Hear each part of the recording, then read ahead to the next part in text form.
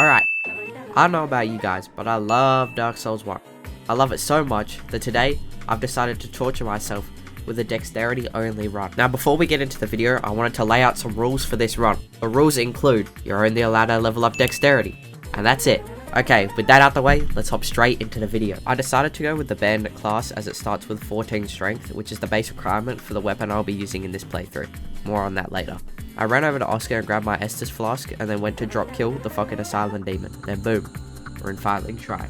The next step of the operation is to head down into the shitty depths of the catacombs to go and retrieve the Great Scythe, which will be the weapon of choice for this entire playthrough. Now with the weapon out of the way, we can move through the first part of Undead Berg and grab the first bonfire. I also went over and grabbed the buckler and the 5 black fire bombs. Now we're onto the Taurus Demon. After bonking him on the head, I just threw a bunch of fire bombs at him until he died. With the Taurus Demon dead, we waddled over to grab the Firekeeper soul, and then over to Andre the Blacksmith, where I purchased a Titanite shard that I'll be needing later. Next up was to go over to free Lothric, just so I could kick his ass off the map and receive the Ring of Favor and Protection, also known as the Fat Ring. Get it? Cause fat. With the Fat Ring under my belt, it's time to go and beat the shit out the Bell Gargoyles and ring the first Bell of Awakening. I headed back to Andre and got my weapon at +5, which is the max I can get it to at this stage of the game.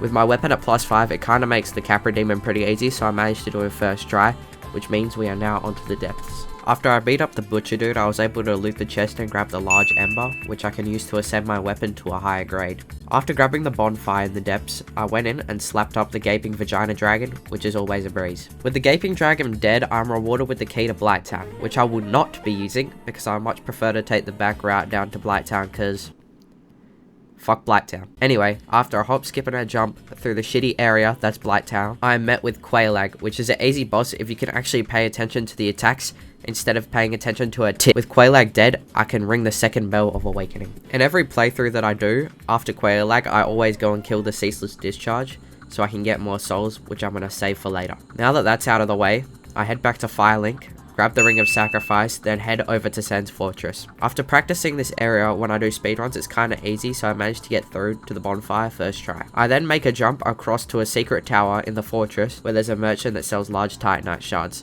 So I used all my saved runes to grab as many as I needed to get my weapon at +10. Another thing I learned from speedrunning is how to kill the Iron Golem fast.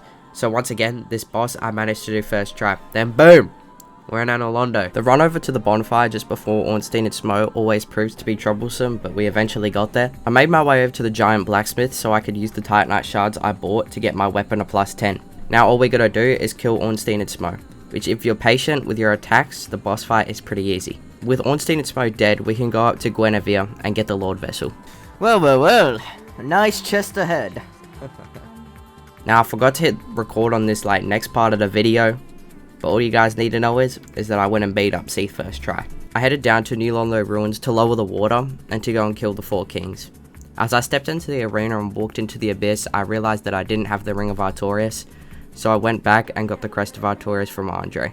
After all this effort, I decided that I couldn't be arsed going and killing Sif right now, so I fucked off the 4 kings until later. Next up, I went back to go and kill Nito, because after all the runs I've done, I'm pretty sure I'm finally confident in running through the catacombs and the Tomb of the Giants. Even with only Dex leveled, Nito was still a cakewalk as always. Now I headed back down to the Lost Izalith and defeated the Demon Fire Sage and the Centipede Demon. After I got all the way to the Bed of Chaos, I kinda wanted to break from the area, so I headed back to the Deep Root Basin and killed Sif so I could kill the 4 kings. After that little break, I went back to the Bed of Chaos and did the cheese with the bow and arrow because fuck this boss. Now with the 3rd Lord Soul under my belt, it was time to go and take out the 4 kings. The 4 kings is a massive DPS check.